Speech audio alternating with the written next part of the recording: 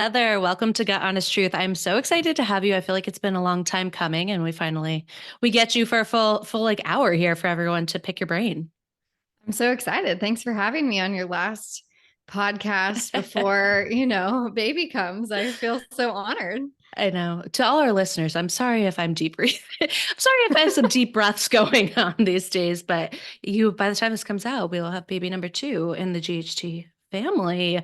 So So fun. tell me a little bit. So obviously a lot of people know you in the gut health realm, right? Like that is where I think you are thriving. I've been following your work for a long time, but can you tell me a little bit about how gut health and you work with hormonal health? We're going to talk a lot about minerals today, how they sort of interconnect. Like, how do you work with your clients or preach to people, like where to really start when it comes to some of this?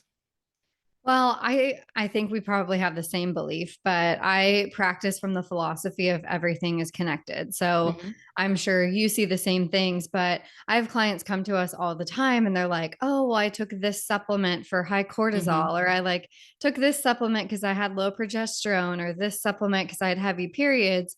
And they're missing the full picture in Yeah. that, if you're super depleted in minerals, or like if your gut health is a wreck, you're not pooping every day, which is kind of an easy measure of Mhm. how things are going, then we're not going to make any progress from a hormone standpoint. So that's obviously like very simplified, but it's really easy to think about like patchworking things of, Mhm. oh, well, I'll just take this thing to fix this thing. But the reality is like, everything is connected. And whether you Mhm. think you have a gut problem or not, you probably have some level of a gut problem. Mhm. And Mhm. so we always want to look there because there's just so much that we can do to improve overall health when we take a look at the gut. I think that's really important because obviously a lot of people don't just have quote unquote gut symptoms, right? When they're suffering with this, but they see they have all these nutrient mineral deficiencies, or that's leading to some kind of endocrine problem, hormone dysregulation. But they're always like, I just want to start with fixing really what's taking the hit, right? Which we're going to talk about hopefully more in detail today. But you don't really, I mean, you want to support where you can, but you really want to get to those underlying reasons, whether it's food, absorption, all of it, right? Stress levels. So I think that's Totally. a good segue into everything we're going to talk about today. So, um, I think that when it comes to nutrients, just generally, we're going to go across the board. People know a lot more about vitamins, right? Like we talk a Mhm. lot about vitamins. I feel like minerals are starting to get some action and some play into like the social Yeah. media sphere, but um, people don't really know what thinking like macronutrients, even thinking about like trace minerals, kind of breaking stuff down. Like, how would you describe? Obviously, there's a scientific term, guys, but like, how would you describe what minerals are and like their importance to the whole body function is to anybody kind of listening, and how they differentiate from just talking vitamins? I think the best way that I've heard minerals described, and I can't take credit for this, I don't know where I heard it, but minerals are the spark plugs of the body. Mm. So minerals help energize the body. I taught a college class earlier this year. I covered maternity leave for a professor, and it was such a good actually review for me, even because we were going over like glycolysis and Yeah. gluconeogenesis and all the traumatic things that any dietitian that's listening is probably like, oh my gosh, I never want to visit that again.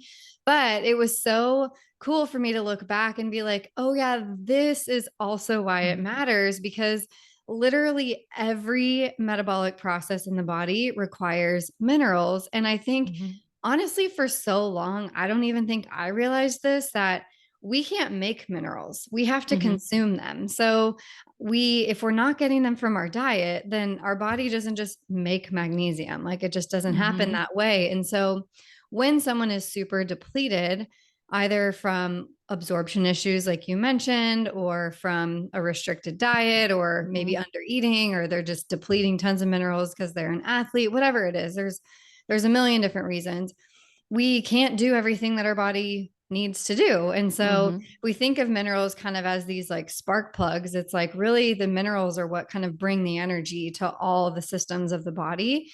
And without them, things are slow and they struggle and you might not feel your best. Yeah. And I think it's really important to actually dive into some of the reasons because for like anything, like we need to get to the source of really the problem and the root of it. But why are so many people, and I think everyone has their own opinions on this, like deficient in nutrients across the board outside of just obviously not consuming? Do you have some major takeaways there where people are like, well, why would I need to supplement or why would I need to like go out of my way to eat so and so? I think one of the major reasons, which I know that this is like highly debated, but there is research showing this, is that our soil is just not as rich in minerals as it once Hmm. was. So the carrot that you're pulling from the ground that you Hmm. grew is not as rich in minerals as it was even 20, 30, 50 years ago. And so Hmm. that means we have to consume more in order to meet our mineral needs, or we have to supplement them because like I said, we either eat them or we consume them, via a supplement, and then otherwise we can't make them. So Yeah. that's probably the major one. And then I think also there's a lot of mineral depleters, stress Yeah. being one of them. I think we Yep. all I was hoping you were going that collectively way too. yeah, we all collectively have been Hmm. through like some serious trauma the last couple of Yeah. years, and you deplete especially magnesium and Yeah. potassium and so many other minerals, but those are the two that come to mind. You deplete so many minerals when you're stressed. And so even if you don't think you're stressed, I think a lot of more people are way more stressed than they even Hmm. realize. And so we just use up minerals when we're stressed. Yep. Even when we do some of the more advanced, like functional testing on hormones and stuff, it really, like, obviously there's so much that goes into it and it's so case by case specific. But half the time when you're looking at like the way somebody is like metabolizing something or their cortisol levels and like, I have high cortisol, we really have to be like, actually, you're like burning through your magnesium, you're burning through your B vitamins, whatever we're talking about. And like replenishing and supporting those is really where it comes down to, which is, it's just interesting to talk about because we love the fancy, sexy stuff, but it's like, Mhm. it really comes down to like, how are you sleeping? How are you eating? How's your gut functioning? Like, how are you stress managing? Right. So, not to Literally. minimize things for people, especially with like endocrine imbalances, but it really, like, a lot of times you'll see your practitioner, that is their takeaways. Like, let's give you some methylation support or whatever it is, you know? Yeah, or like So, let's help your body absorb these minerals that you're yeah. getting from your food, which sounds like really simple, but yeah, if your gut is not functioning and you can't absorb the minerals, then of course, you're going to be Yeah. deficient in things. So, I had a yeah. really like a beeline side note as you were talking that I could probably say for later when I ask you other things, but I still want to ask, so are you a supporter of, and you can name drop or not name drop, it doesn't matter to me. Um, some of the electrolyte mixes out there. Are you more of a like, let me make our own adrenal cocktail, if you will, or do you like some of these? Because you were talking about, right, potassium, magnesium, and a lot of these over the counter products for electrolytes like LMNT, and we can think about like Relight are mega sources of that. Do you find your clients or individuals are doing well with that and it's helpful? Or do you think it's like super individualized and some have too much in it or not enough? I'm going to say the worst answer, which it depends. We We love it have, depends at GHD because we're always like, yeah, it it really depends. depends. I mean, and it depends, like, even it's been dependent for even me in different seasons of my life, like what's possible. We definitely have clients that respond a lot better to food-based interventions where it's like, hey, Hmm. you really need magnesium. Okay, here's this pumpkin seed protein powder that has 300 milligrams of magnesium per Yeah. serving. Let's do this every day in a smoothie, and we can get really creative with food. And then we also have clients who are like working corporate jobs where they're traveling every single week and they're like, yeah, sorry, no, that's not going to be possible. And so we just have to meet them where they're at Yeah. and figure out what's going to work for them. I would say most of our clients, we end up making a custom mineral Hmm. blend for them purely out of convenience Yeah. because it's very easy to like make this blend. They take their 2 scoops a day. They got everything they need. And then, Hmm. we still give them food recommendations. Of course, we're dietitians. That's what we do. But it's a lot less pressure of like, okay, I have to get, this Yeah. protein powder or this thing. And especially if someone is a corporate, traveling person, a busy mom, whatever their life is, the blends tend to work. Or, we definitely have clients that love LMNT. They love Mhm. pickleball cocktail. They love Ravy, whatever it is. And I think it totally depends on number one, someone's tolerance, Yeah. and also their life, because we definitely have clients that like can't do stevia, which is literally in like almost every Everything. single Yeah. mineral supplement. And so like, that's obviously, that takes away a lot of the options. Yeah. So I was gonna yeah. say a lot of people are affected, like the excessive sodium level. I'm saying excessive, it might not be for someone, but like if you're not somebody potentially exercising quite a lot, training, doing stuff like, and you're somebody who has IBSD, it might not be the right fit for you, regardless of what every influencer is Yeah. suggesting, right? It's just going to cause diarrhea for you. So I do like the it depends because it depends, right? On the It whole does. picture. And I think that's the hard part about social media is like, I definitely love LMNT and I, feel a lot better when I drink it. And, it's not something that I do every day, but especially like I live in Texas and the summer here is really Yeah. hot. And if I'm Hmm. out in the pool all day with my kids, like it really helps. Yeah. But yeah, like sometimes I'll post about that and people will message me and they're like, oh, that, tore my stomach up or this. And I'm like, well, it's just because it works for me doesn't mean it works for Exactly. you. Yep. Yeah, you always So have to yeah. take that's why working with people one-on-one is very helpful, guys. It's not Yeah. always across the board how things work. So, sort of to backtrack a little bit, like what are some signs, symptoms, and maybe it's all over the place as to maybe having some deficiencies in minerals and like how does that manifest in a lot of the clients that you work with? And maybe what are some of the most common ones that you see? Obviously, magnesium, we've talked about a handful of times, but hmm I would say some signs would be like low energy. That's Mhm. that's a big one. Trouble sleeping or like waking up, after a full night's sleep Mhm. and not feeling like you actually slept, which obviously can be cortisol related, but as you Mhm. mentioned, can be very much Mhm. mineral driven. Um, Obviously digestive issues, whether you're like constipation is a big one. If you're Mhm. deficient in magnesium, potassium, sodium, those things can greatly be affected. Or if your calcium's high, like on an HTMA, we see that a lot.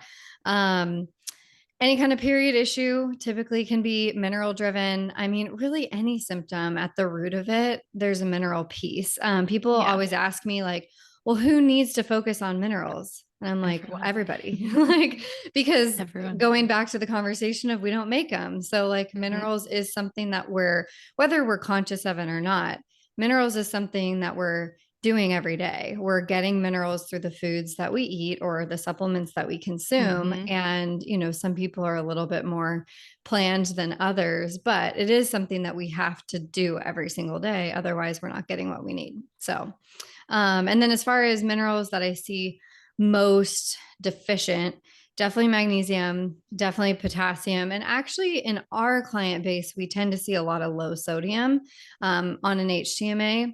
And that kind of fits the bill of the client that we see in the super burnout, exhausted, Yeah. constipated, Mhm. bloated, hair falling out, busy, stressed out mom that we tend to see. Yep. Um, but obviously, that's not always the case. So, but that's the typical pattern that we see in most people, kind of across the board. Yeah, and so obviously everyone needs to be aware, doing so whether it's testing or just going out of their way to kind of make sure they're hitting each thing. Are there specific populations outside of us moms, us tired, burnt out moms, that really should like their little like antennas and beams should be going off, being like, I wonder if this is something I need to more specifically be looking at? One thing that we've seen recently kind of come in like this massive wave in our practice is postmenopausal women. They're, maybe they're moms, maybe they're not, but like going through menopause is such a Hmm. huge toll on the body from a Yes. hormone Hmm. and mineral standpoint. We we laugh because we have this like whole club of clients right now that we call the retirees because they are like the best clients. Honestly, they're so engaged, they're so on top of it, they want to feel better, and like their life is just so different than Yeah. even mine. And yeah, they're just burnout and depleted on a Yeah. completely different level Hmm. than like some of the kind of 30 something year old burnout moms that are Hmm. similar to us. So Yeah. yeah, that's one. And then, any client that's struggled in the past with like restricted eating, disordered eating, Mhm. um, athletes, over exercise, overtraining, any of that, we tend to see quite a bit of that as well. So, Yeah. yeah, but really, like if you're struggling with any health issue, it's never going to hurt to just think about what mineral rich foods Hmm. can I include in my diet? You know, like you're not going to over mineralize yourself from focusing on minerals from foods Yeah. specifically. Do you like to do whether it's HTMA testing or intracellular testing? Do you recommend that like across the board if if someone can afford to do so before you do sort of the food as medicine? Do you like to see how far you can get with food as medicine before without kind of knowing, for lack of better words, you've done it long enough that you can sort of make some educated assumptions, I'm sure. But what's kind of your philosophy with how people should be looking at it with working with their practitioners? I think you can definitely focus on food first, focus on, you know, the four main minerals first. So potassium, magnesium, sodium, calcium, like even just focusing there can make a huge difference. When you shift the four main minerals, you can affect all of the other ones. Hmm. Obviously, you can bring in iron and copper and, you know, all that fancy stuff. Before I mess with iron and copper and all of that, I definitely want to have testing. But I would say across the board, I mean, the HTMA especially is such an affordable test that Hmm. honestly, you're going to spend more money and time guessing than if you just do the Yeah. test and kind of know where you're at. You're going to get to your answer a lot quicker. So, although I think it's totally fine to focus on food first and see how far you can get, I think honestly, for the cost of the test, it's so Yeah. worth it to just do it because Hmm. you're going to get super clear answers pretty quickly. And, you know, at least our clients, I don't know about yours, they have done so many things. And honestly, when they get the test back and they see how imbalanced they are, they're like, oh, I feel Yeah. validated in my, you Yeah. know, in my symptoms. So, in some sense, I think that can actually be helpful as well. So, of course, not Yeah. everybody needs to do it, but I do think when you get to a point where you kind of feel like you're spinning your wheels, it can be really helpful to bring in that testing. Yeah, I definitely do a lot of testing in my practice, but not always. We like to meet people where they are at, both just Totally. readiness and cost wise, because some of them can be pricey. I do a Mhm. lot more than of the extracellular micronutrient testing than I do HTMA. I think I was, I train a lot of clinicians, and I'm also always like, however you were trained and what are most confident in can actually be the best tool. But a lot Totally. of people I train use the HTMA and have really good results with it. It's definitely more affordable. But I agree, like anyone who's ever worked with me knows I'm almost always like, let's start with the gut and nutrition and these things, because if you're not absorbing, right, we're going to just find all these nutrient deficiencies, and then you have expensive urine and poop if we're spending $400 on a nutrient test. But there are people who like, gosh, I'm just thinking of some people recently I've had that are really complex, and they've, whether it's they're struggling with Lyme or like post-COVID issues, and they've kind of been through all these specialists and worked with like Mayo Clinic and everyone, and they can't find Yes. anything. And we do vitamin and mineral testing. And I'm like, oh my God, everything is so depleted. And usually I Mhm. wouldn't be like, let's throw 20 products at you. But gosh, sometimes when you just can replete some of those things, people are like, I actually have the energy or the mental capacity to now focus on my food, to now focus on the healing process of other things. And I just see so many times it's like, maybe you do have to start there. Maybe not for everyone, but some people are just so depleted. Fixing that fixes a lot. No, I agree. And I think even from just a stomach acid standpoint, you make stomach acid via Mhm. minerals. You Mhm. need sodium, Yep. you need potassium, you Yep. need chloride, you need minerals to make stomach acid. So this might be like somewhat of a tangent. So just redirect I me if was you're going to like, bring I this don't want up to like go 10 there. minutes ago. I Okay. was going to be like, stomach acid. Everyone wants to talk about it. Let's go Okay, there. perfect. So, I mean, a lot of our clients have low stomach acid, and Mhm. it's a really vicious cycle. So, Yeah. you have low stomach acid, you need minerals to make stomach Hmm. acid, but you also need stomach acid to absorb Hmm. minerals. So, it's kind of this chicken or egg where it's like, well, where do you start? Do you fix the stomach acid? Do you fix the minerals? Do you Hmm. do both? But then you can take it a step further and it's like, okay, well, what's causing the stomach acid to be low? Is it just minerals? Is it stress? Is it how you're eating? Is it H. pylori? Like, what's Hmm. causing the stomach acid to be low? And so we find, like, even on an HTMA, when cobalt is really low, that can Hmm. be an indicator of low stomach acid. Hmm. And we'll see clients that have super low cobalt. And then even on like a repeat test, after we've focused on minerals and stomach acid support, that Hmm. cobalt goes back up kind of in a good range, Hmm. which is always so encouraging. And so yeah, it's, obviously individualized, but, you don't want to be in this vicious cycle of, okay, well, I have H. pylori, I've got low stomach acid, I'm not getting enough minerals for my diet because I'm so bloated and uncomfortable, but I also know that I need the minerals because I need to be able to make this. Like, it can be such a hard, Yeah. so it's like, where do we intervene? And so I think Yeah. minerals are an easy recommendation. They're easy to do. And then obviously addressing the other pieces is going to fully resolve it. But yeah, it definitely can be a complicated picture. I think it's like this has been in my head for the last 15 minutes of us talking. I'm like, well, stomach acid. And obviously we talk about that a lot as the conductor of all digestion is like when that's not working, nothing in the body is going to be working correctly. And you're going to be low and slow and deficient in most things. So I love that. And it's also just a really good example of showing people like the importance of working with somebody individually and not trying to do guesswork and spending frustration and time and maybe causing more imbalance to your body because you don't know what you're working with.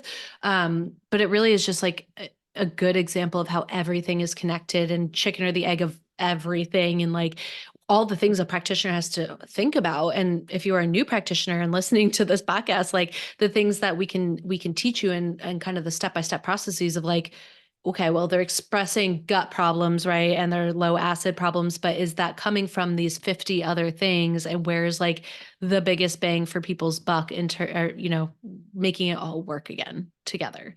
So Totally. it's definitely And complicated, but doable. I'm sure you have clients too that, maybe they've had 5 rounds of SIBO treatment, or they're like, I have Hmm. chronic candida, which that's a big, Hmm. stomach acid is a Hmm. big root cause of that. And they're like, just put me on a candida cleanse or Hmm. put me on a SIBO protocol. And I'm like, no, I'm not doing that because nothing Yep. upstream is No. working. So like you wonder why you've failed SIBO treatment 5 times or you've had Hmm. candida for 5 years. It's actually an upstream issue, not really like the candida is a byproduct of all this other Yes. stuff. Hmm. I think we're on the same page. Yeah. So, No, it's but this just, is the stuff people don't hear or know or talk about, right? yeah, it's like so sexy almost to be like, I well, I'm just on a like, candida diet or I'm on this yep. candida cleanse. And I'm like, you actually don't really need to do that yet, Yeah. or at all, if we can actually fix the Yeah. upstream stuff and everything's actually working together. Because Yeah. we always forget, I think, that the gut is an open system, from the Hmm. mouth all the way to the end, everything Yep. works together. And if something's off, the rest of it is off. So it makes a big difference. Yeah, a lot of these like quote unquote diagnoses we see, whether it's candida, or even if you're doing stool testing or whatever it is that you're finding, they're usually like seeing the little tip of the iceberg, right? Like floating around the Atlantic Ocean. You're not actually seeing the big hunk of ice that's going to mess your boat up, like underneath it all. And that's the stuff that's the most important because you're not going to be able to really get to that, tip and save your boat if you can't fix all that underlying piece. So that really is the most important part. In my opinion too, it's like all the not fun markers on testing that I'm like, those are the important ones. Yeah. Everyone's like, no, but I have H. pylori. I'm like, but let's look at like your secretory IgA. Let's look at Yeah. your Your this. elastase is super low. Yeah. Yeah. Like Yep. all of this. Yeah. Yeah. So absolutely. We're on the same page, guys, two good thought processes together. Great question. So tell me, how would somebody who's listening be like, okay, I can't afford to work with Heather. I can't afford to work with Katie right now, but I do want to like take some of this into consideration, right? So how could they start to enhance their mineral absorption outside of just adding in things? Like what would be some small takeaways maybe they could start to shift in their day to day? I think honestly, the first thing, and not this is definitely the least sexy thing ever, but is chewing your food. So, like, take some deep breaths. I always tell our clients, hum happy birthday twice before you eat your meal. So, hum happy birthday twice, and then, like, actually chew your food and try Hmm. to chew your food to applesauce consistency Hmm. before you swallow. Easier said than done. I It am is. guilty of not doing this as well. None of us are perfect. So don't think that I'm telling you this in that I eat perfect meals. Like that's not the case all the time. So definitely chewing your food can be a great place to start. relaxing before meals. That's going to help enhance Mhm. stomach acid. Eating bitter foods to help Mhm. stimulate digestion and stomach acid production is going to be a good one as well. And then, like, this might be considered taking something, but I think it's more consuming something. You could just start by making a mineral mocktail every single day. That's super Mhm. easy. I have tons of recipes if you want to download the guide, but yeah, you can make a mineral mocktail every single day and or when you can. A lot Mhm. of our clients will replace their afternoon coffee with a mineral mocktail and like, wow, my energy is like so Yeah. much better. I'm not crashing, I feel Yeah. better. So I would say those would be probably the top three things. Yeah.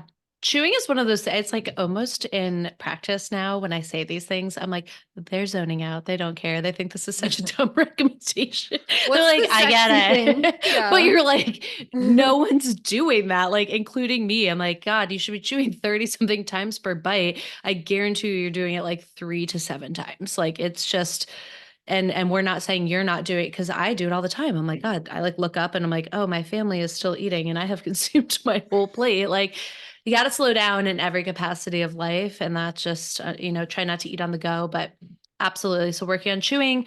I love a little bit of breath work, prayer, meditation, whatever jives for you before meals can be really, really helpful. And if it's not enough, like, get a comprehensive stool test or SIBO test if you need, and kind of work on clearing some of the pathogens out, and Mhm. working on optimization of digestion can always be helpful. Yes. So great advice.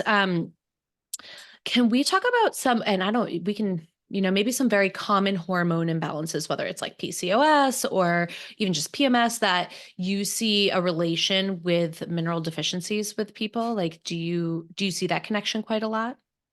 Yeah, I would say it's more indirect. I think like with like low progesterone, let's start there Mhm. maybe. Do you see low progesterone a lot? Every day, all day. Okay. Like we see that a lot, but I don't know. All the time. Okay. Yep. Okay. Yep.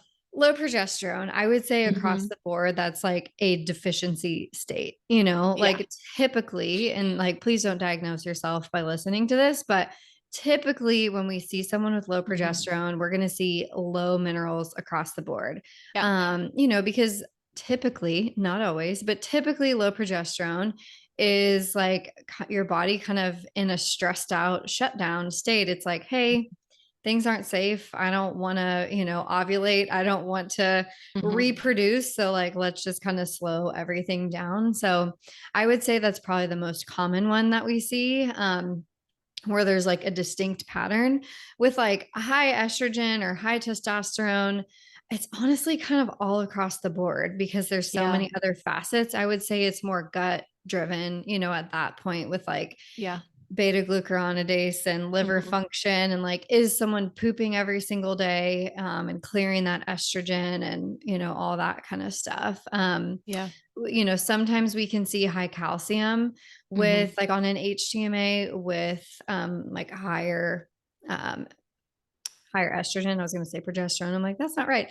Higher estrogen, but not always. I think like Yeah. sometimes the high estrogen can look like a depleted state as well. Like everybody's Yeah. body just kind of shows things and patterns things uniquely just because there's so many factors, your Yeah. genetics being a big one that play Yeah. into it. So, I would say maybe I see it more often exacerbate symptoms than necessarily be the cause or contribute, main cause or contributor for a lot of people with those states. Is like, if we replete those, it can help them, kind of feel a little bit more balanced. But I was going to say one, still talking hormones, but shifting out of the sex hormone piece is one of the ones where I would see the direct correlation is thyroid. Right. oh, Where we yes. see, yeah, which Yes. is obviously always worth chatting about, which then could be, what if your thyroid's the root cause of some of these cortisol and sex hormone imbalances? Are the Hmm. minerals the root cause of potentially some of the poor conversion of thyroid Hmm. function, right? I don't know if you see that a lot. We definitely do. Yes, we see that, and potassium being a huge one. Potassium is so, so crucial for thyroid conversion. And we see low potassium all day, every day, because whether Mm-hmm. our clients have been diagnosed with thyroid issues Mm-hmm. specifically, like we're seeing it on blood work, or they're kind of that like subclinical Yeah. hypothyroidism. Potassium being low is a huge one. And kind of going back to the stress piece, I mean, there's such a huge connection between thyroid issues and stress and burnout and all sorts of things. And so potassium being the stress mineral, being what we use and deplete when we're stressed, it just makes a lot of sense. So yeah, that's a big one that we see. Magnesium also, but definitely Yeah. potassium being kind of the common denominator there. I feel like potassium doesn't get talked about that much. I know. And it's Right? so Like, crazy. So, just for everybody listening, I thought that this was like so mind blowing. So, the RDA, which if you're not sure what the RDA is, it's like a recommended daily allowance of certain nutrients. mhm. So, I can't remember specifically what it was. If you know, let me know. But there is a specific RDA for potassium. And recently they actually lowered the RDA, not because we don't need it, but because nobody was meeting it. So they just lowered it. And I'm like, well, everybody is having Okay. all these issues. Why are we lowering it? Like, why aren't we focusing on how we can educate people to actually get more potassium in Oh their my diet? God. And I think a lot of times people think of potassium, they think of bananas. Yeah. But avocados, even like potatoes are a big source of potassium, coconut water, like there's so many amazing, great, delicious sources of potassium that, one recommendation that we tend to give to our clients that need it is like, let's include a potassium rich source of food with each meal if you can. So like Yeah. put a little avocado, have some coconut, have, whatever it is, to Yeah. include some potassium. Well, the thing is, well, first of all, the RDA thing is a whole other Isn't that a whole crazy? other conversation of what. Um, the foods you're listing, even banana, are so demonized at this point, right? Like Yes. Like that's a nobody's going to whole eat a white potato because like God God, forbid you eat yeah. a potato. Yeah, I know. Yeah, like or coconut, we could just get into the fat, like unless you're down the keto pathway and all of this and working with someone, they're gonna be like, I can't have these high fats, or I can't have potatoes gonna make me gain weight, like whatever it is. And it's just bonkers at this point. Like what you're sitting here and you're having two dietitians be like, you should increase these Yeah, you foods. should We eat a have banana. a decade of education behind this. And then you just have like one influencer that's like, potatoes are why you have leptin insulin resistance and are going to for sure develop all of these problems. Like It's that's crazy. a whole other problem I have with the world right now. But I thought of as you were naming them, I'm like, all of these are demonized in Yeah. some capacity. Have you Like, seen that meme that's like, I never knew, I can't remember exactly what it says. Like, I never knew as a dietitian I'd spend half my career defending bananas or I something. know. I'm like, Yeah. Oh yeah, my God. It's seriously. just, yeah. It's when you said bananas, I was like, "Whoop, too much sugar. Can't Yeah. have that." Can't have I'm that. gonna go eat a banana after this just to prove the point, guys. Get your No, potassium.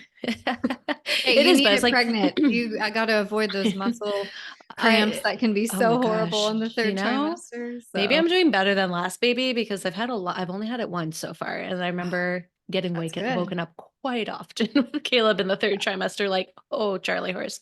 The So worst. guys, my potassium is doing great.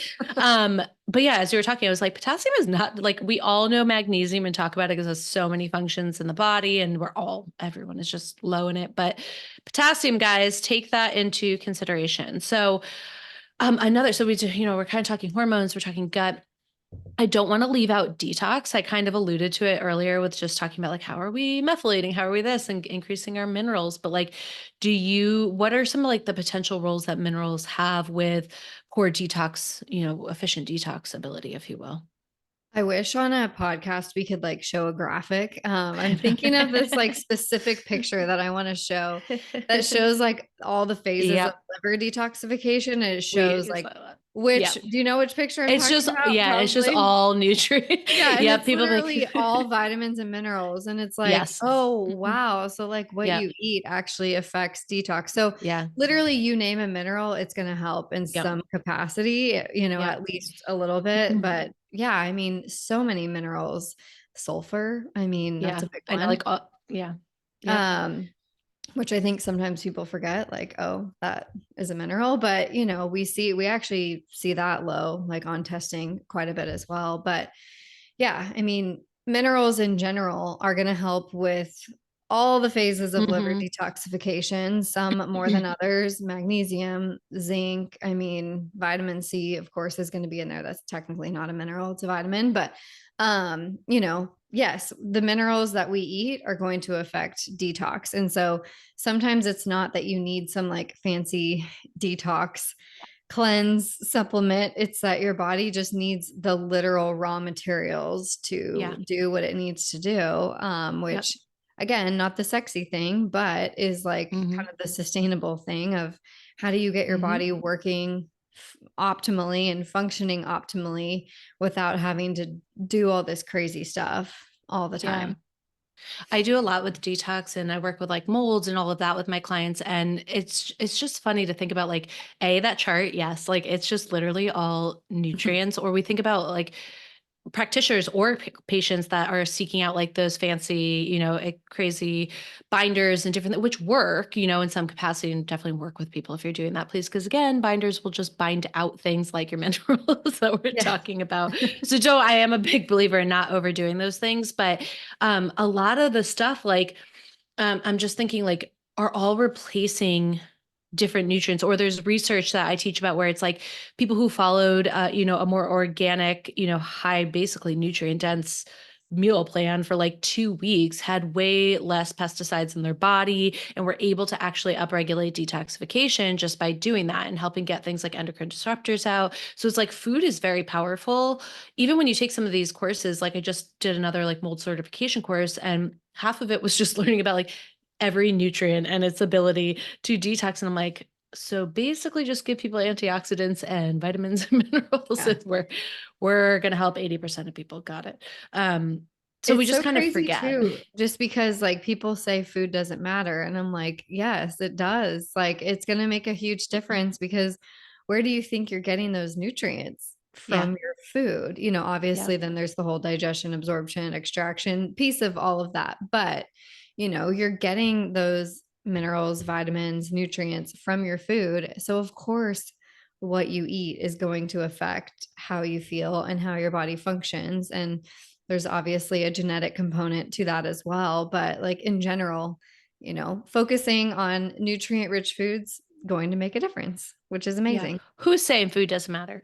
I Should I have mean, them on the what podcast? is like, I think in med school, they get like 1 hour Yeah. of nutrition Yep. education or something. It's like, Yep. wow, if we had, obviously that's where dietitians come in, Yep. but there's like not quite the collaboration we need on that level. So, Yes, I actually post about that often and get really sassy. And I'm just like, and that's coming from somebody who comes from a full healthcare family with doctors and every type of healthcare provider in my immediate family is like, they get up to like 2 hours unless they sought out continuing education. And it's amazing to me that we still see and are taught to believe that like doctors should be our go-to in terms of like chronic health prevention when 80% of chronic disease is coming from food and lifestyle. mhm. We just, that's a whole other conversation, and we could talk about of like where the system has gone wrong, and just guys, see some dietitians. It's great if the dietitian as well has some advanced different trainings, because we really can pull from that. But yes, know who you're taking your advice from on the internet or in sessions. But yes, detox, great. Increase those. It is like hands down going to support every single function in your body. And we should be, and for the people who are saying, well, my body is naturally detoxing itself, it is, but we could use a little support. And this is one of the main areas when you hear more functional integrated providers be like, but it can be, taking a hit, or it might need support. Like, yes, your body is doing that, but like, is it overwhelmed by toxic burden due to our lifestyle and what we're exposed to? And we don't have the mineral and nutrient need to keep up with it. Right. Yeah. So, Yeah, you'll see people say like, you don't need a detox, you have a liver. And it's like, well, yeah, but your liver works due to nutrients. So yes, like I we always have to say it's focus your, on that. Or like, you don't need a yeah, detox, you have kidneys. I'm like, well, yes, and yeah, like, no, it's not that simple. So there's a lot of yeah, pieces to the puzzle. We don't have yeah, to overcomplicate it either, but there's a I big agree. nutrient driven piece of all of that. So Yeah. I always say your liver is like your overworked mother, and sometimes she just needs a couple days at the spa, a little pampering. yes, So, please. we've kind of talked about a few of these, but like, are there any like emerging trends or approaches or things outside of, obviously we've repeated now like 8 times getting to the basics of some of this, but that are coming out that seem promising in terms, and it could even just be like taking a couple times a week an over the counter electrolyte blend or something, or doing the mocktails like that you see are like particularly exciting or promising and helping us with some of this burnout and low, Mm. or you're like, it's so specific and I don't think we're there yet. No, I think we're getting there. I feel like, and maybe I live in a bubble. I think somewhat I do because of the people I follow on Instagram. Like, I often think like, oh my gosh, there's so much information out there, and then I Mhm. forget that like not everybody follows all the health people that I follow. No. But I do think that there's better conversations around like less is more. I think the 90s, 2000s were really rough on our Mhm. generation as far as like diets and exercise and HIIT training and all that. And I don't have anything against HIIT training, but I think we like definitely burnt ourselves out and overdid it for a long period of time that we're now kind of experiencing the negative effects. So people are Mhm. recognizing literally just like the effect that sleep and rest can have on Yeah. health. I feel like that's a huge conversation now. And again, I maybe live in a bubble, but I think more people are talking about like when you sleep, you will feel better. Your Yeah. hormones will be better. Your Yeah. cortisol will be more regulated. And like sounds simple, but maybe isn't as simple as it sounds. Yeah, I definitely think there's a big conversation online about minerals and how much they matter, whether people are drinking mocktails or just Mhm. focusing on minerals from the foods that they eat. I think either can be great. And then I think there's a huge focus right now on the nervous system and how much that matters for health. And I Mhm. love that for us Yeah. because I mean, I can't tell you how many clients we see where it's like, all right, we're focusing on minerals. That's obviously going to support your nervous system. Your gut is functioning well. Like the reason that you have some symptoms is because you're so dysregulated. Like your Yeah. stress is so dysregulated. And obviously that can lead to tons of GI issues and hormone issues and you name it down the road. But it's like, when you kind of see someone and their testing is pretty unremarkable and you've kind of checked all the boxes, it's like you're kind of always going back to that like nervous system piece. And so I love that that's a bigger conversation because I think we all need that, especially in the last couple of Yeah. years. I was going to say too, when you, because you earlier brought up, postmenopausal, menopausal women, and I feel like one thing, hopefully, that is like a benefit of social media and stuff and podcasts is like, I do feel like we're talking more and more about different options for people in menopause or even perimenopause that probably are right, a whole different world of burnout. And I feel like it's probably giving women more and more every week, like that empowerment to do something and have direction on supporting them. Because before it was just kind of like deal with it. You know what I mean? It's part of life and you'll go through it and then that's that. But we're just every week, I feel like whether it's talking about bioidenticals, talking about nutrition, whatever it is, like Yes. coming up with more things that we can implement for women to No, feel I longevity and totally, happiness longer. I totally agree. I think the narrative has always been like, kind of similar to periods where it's like, well, it just sucks. You just Mhm. deal with it. And the same thing with menopause, where it's like, well, it just is uncomfortable and miserable, and you're going to gain Yeah. weight, you're going to feel terrible, and you're going to have hot flashes. And it's like, well, actually, Yeah. you maybe don't have to have all of Yep. these things, which is so encouraging, especially for Yep. us that have not Hmm. hit that place yet. So, Yeah. encouraging for the future. Yeah, I absolutely agree. So hopefully that's the exciting stuff that we'll lean into. So here's the moment of truth for you. We'll give you at least three if you can, Okay. recommendations that all of our listeners can implement starting today to feel better from a nutrition and hormonal gut related balance for this. Like what are everyone can do that they don't maybe even need to buy anything or test anything to do. Okay. I would say prioritize sleep as much as you Hmm. can. Try to get 7 to 8 hours of sleep Hmm. if possible. It's going to make a huge shift. Another one that we haven't mentioned, I'll give a new one, is walk. Walk for a couple minutes, even after Hmm. your meals. It's going to help your digestion so much. It's going to help Hmm. with the bile flow and motility and everything. So 5 to 10 minutes after your meals, try to walk or walk just at some point throughout the day. Walking is so Mhm. beneficial for a million reasons. And then what would be the last one? Last one would be try to do something that reduces stress each day. And I'm Mhm. not talking about like sitting in a fancy yoga outfit on the beach and meditating, because like that I think is what turns people off from stress reduction is they're like, well, I don't have time. Yeah. Um, like even if it's just taking like 3 deep breaths or like Mhm.